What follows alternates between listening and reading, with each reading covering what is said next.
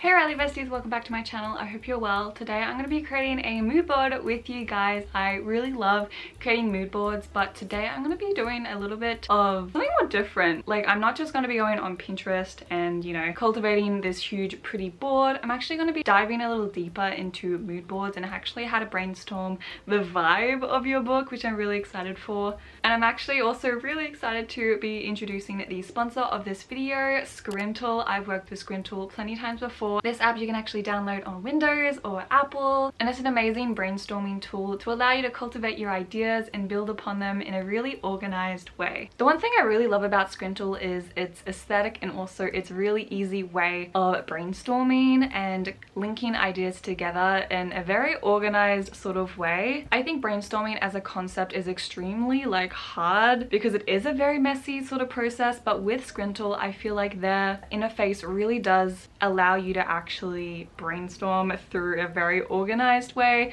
And if you just look at the aesthetic, it's literally a beautiful interface and it literally suits my room and my aesthetics. It has these things called boards which you can actually title and use as actual pages within a brainstorming sort of space. You can include photos, links, and actually link the boards together as well through arrows or this thing called tags, which is actually extremely helpful. In one of my videos I gave you guys a template where I talked about characters and how to actually build a character template, and there I was able to actually link my boards together by keeping it all very organized and very efficient. For example, if I do hashtag characters, I'm able to go to the characters page and actually see all the boards that I've created under that hashtag, under that tag. Another really good thing about Scrintal is the fact that you don't need to be jumping in other apps or going on browser or opening a manuscript document, because you can simply have everything right there in Scrintal. This allows you to kind of not waste time or not waste, you know, the train of thought that you've had through searching for everything. So by having Scrintal and allowing yourself to create all these boards in one sort of big space, it allows you to stay organized in that sense. And I think it's a very vitally thing to do, to have everything in one space and to keep organized in that sort of way, to also help you not lose things since it's always on the cloud. And also, yeah, just keep organized with your ideas, because although you might have a place to put your ideas, if you forget where that is, basically you writing that idea is hopeless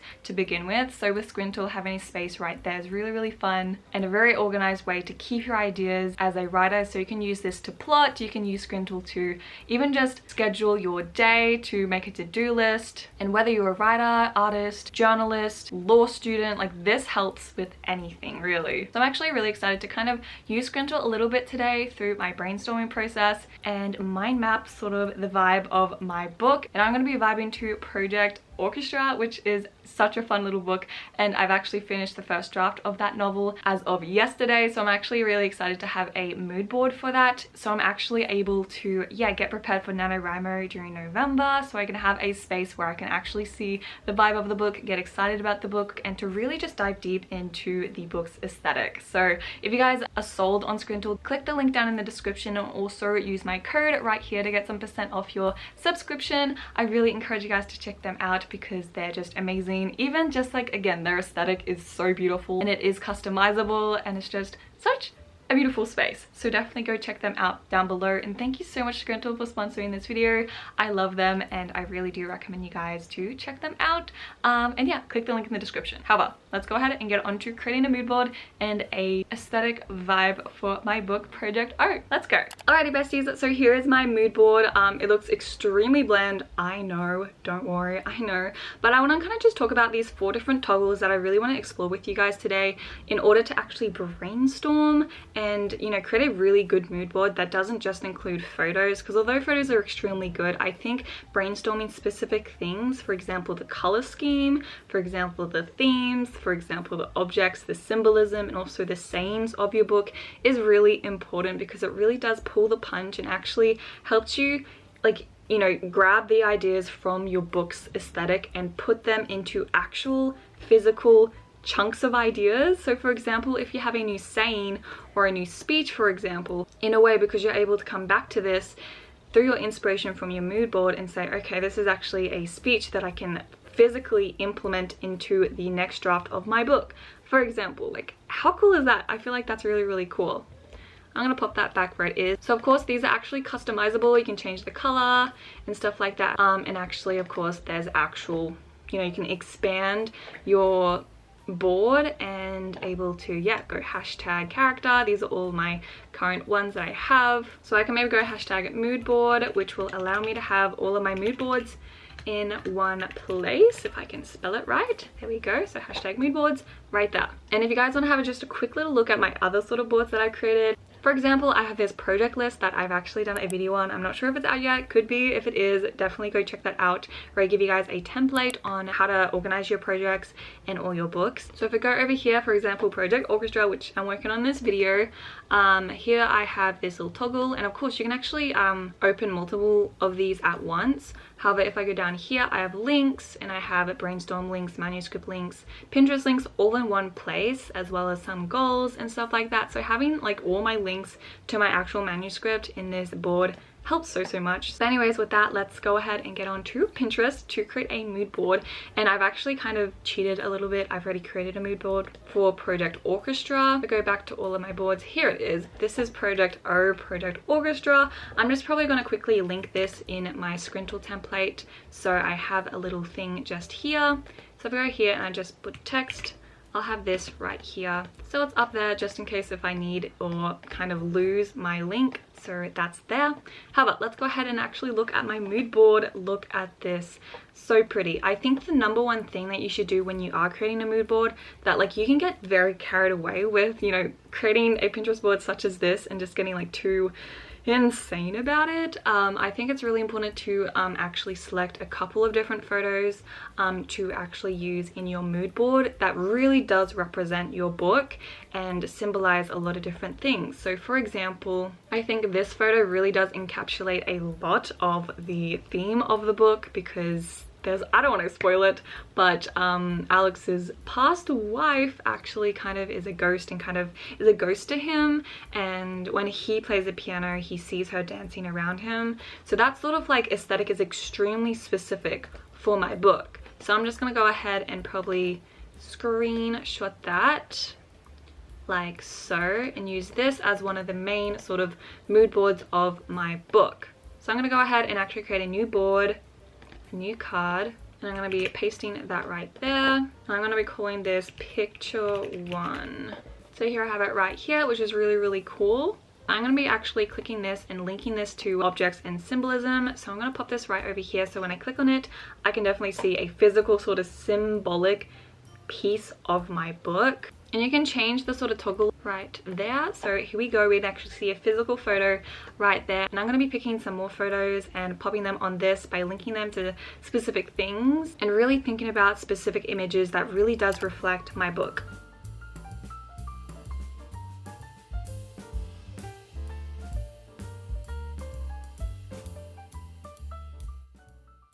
Alrighty, so here I have a couple of different other photos. I have actually 4 photos. I'm gonna change that really quick. There we go. And these photos are really cool because I see how they link. For example, we have picture 1, picture 2, which is a butterfly, very symbolic in my book. Picture 3, which is actually a little bit of a quote about loving the moon and finding it captivating and how that relates to different characters, for example, Lewis and Alex. And then over here I have picture 4, which actually relates to the theme, which is really important. And as you can see, it's kind of a photo of who will be Alex and all these sort of hands actually reaching toward him, and how that really represents the life of an artist and what people expect from you and all that stuff. And I just think it's extremely fun. Not fun, sorry, it's sad. It's sad. But of course, here we are, we have this photo right here. And now that we have at least like sort of an idea of the mood board, I'm going to be going down to color scheme, and I'm actually going to be searching up brown color scheme, so I can just have a sort of photo for that, because you can't really, I mean, you can sort of link that, but I think this is basically the color scheme of my book, like so. I think this is just really interesting because it just helps you really understand the aesthetic of your book and what that kind of looks like. And I guess you can kind of see that when you are going through your board, but it's really important just to have that there. So yeah, I don't know, it's like a fun thing as well. It's like I'm kind of organizing or like, you know, making a new house as if it's like my project. Kind of cool. However, when we go to themes, I'm going to be actually clicking here, and actually I'm going to be brainstorming some themes in Word. So again, this is like where the mood board becomes a word board. I don't know, and again, Scrintal helps me organize this So it's kind of like, yeah, photos, because you can't really do this in Pinterest, can you?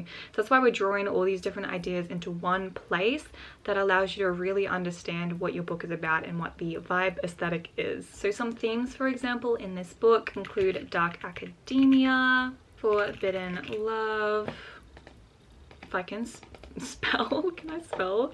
This is kind of like themes, like genre in your book, which is really, really important. Shadow and passion. Again, we're just kind of really brainstorming some key sort of words that if someone asks you what this book is about, what's the vibe, you tell them this. Something I also really like to do here in terms of theme is actually kind of include settings.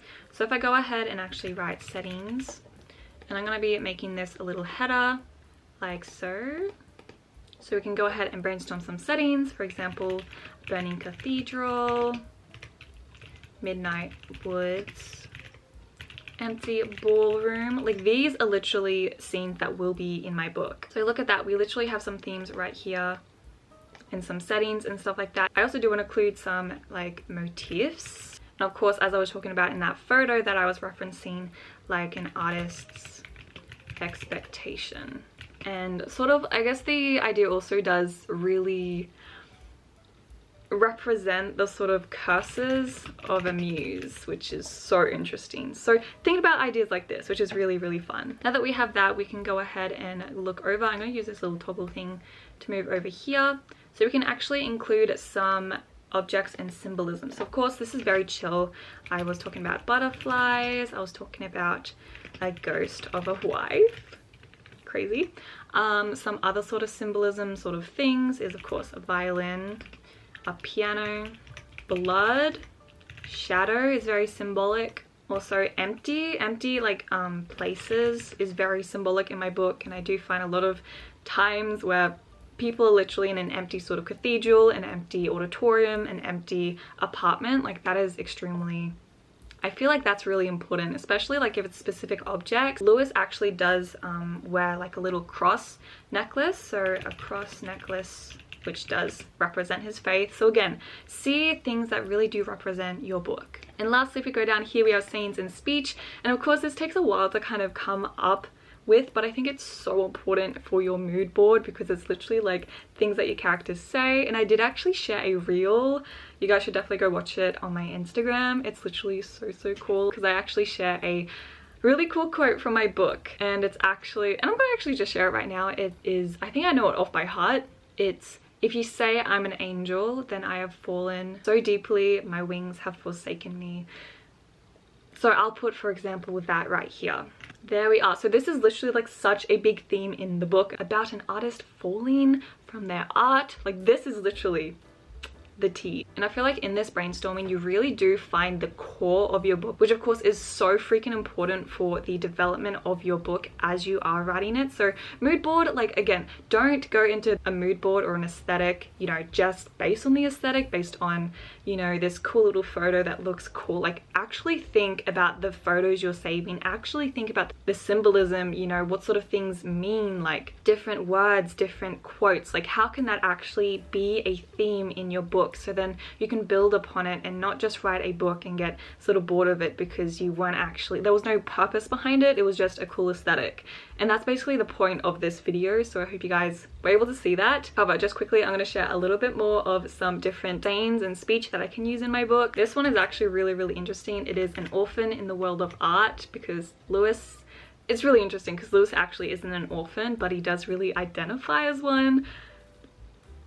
Don't ask me what that means. This quote, I kind of got inspired by like a specific poem, but he's either a madman or a musician. That is so fun. But anyways, that is the sayings and speech sort of little board I have. And if I kind of scroll out, like, look at how pretty this looks, and I can just move these around, really do see how things fit together. And like, wow, like this is such an organized, very intentional mood board that I really wanted to share with you guys.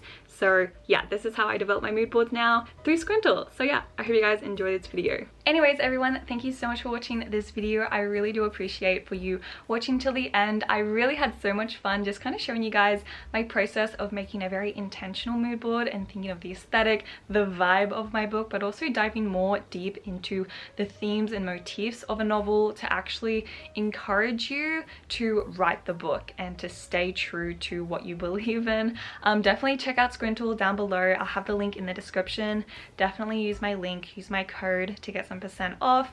I really love Scrintal, of course. We made such a beautiful mood board. I had so much freaking fun. So I love you guys so much. And please subscribe, please, to my channel. I'm trying to grow so much on here. And if you want more details about project.o, I might be having a podcast on it, since I did just finish the first draft, which is basically like the plotting draft of my book. So stay tuned for that, because I know exactly what happens in my book. But yeah, I love you guys so much, and I hope to see you in my next writing video. Bye everyone!